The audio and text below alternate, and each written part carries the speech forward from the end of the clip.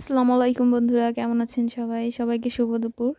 অনেক দিন পর আবার রান্নার ভিডিও নিয়ে চলে আসলাম।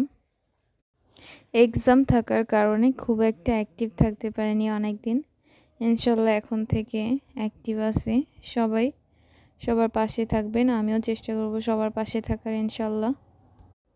আজকে রান্না হচ্ছে দাঁতনে মাছ দিয়ে বরবটি, ছিম, আলু। রান্না বেসিক্যালি আম্মুই করছে, আমি শুধু ভিডিওই করছিলাম। আমার জন্যই মূলত মাছগুলো ভেজে নেওয়া হচ্ছিল। আমি কাঁচা মাছ খেতে পারি না, কাঁচা মাছের তরকারি গন্ধ করে, তো এর জন্য ভেজে নেওয়া লাগে আসলে। আমার মনে হয় ভেজে নিলে তরকারির স্বাদ আরও দ্বিগুণ বেড়ে যায়। মাছগুলো ভেজে নেওয়ার পর সুন্দর করে মশলা কষিয়ে সিম আলুগুলো দিয়ে দেওয়া হচ্ছে। তার মাঝে আমি একটু সুন্দর প্রকৃতির ছবি উঠিয়ে নিলাম। আজকে পরিবেশটা খুবই সুন্দর ছিল আকাশের, তো তাই। এরপর মাছগুলো দিয়ে কিছুক্ষণ ঢাকনা দিয়ে হয়ে গেলে নামিয়ে নিল।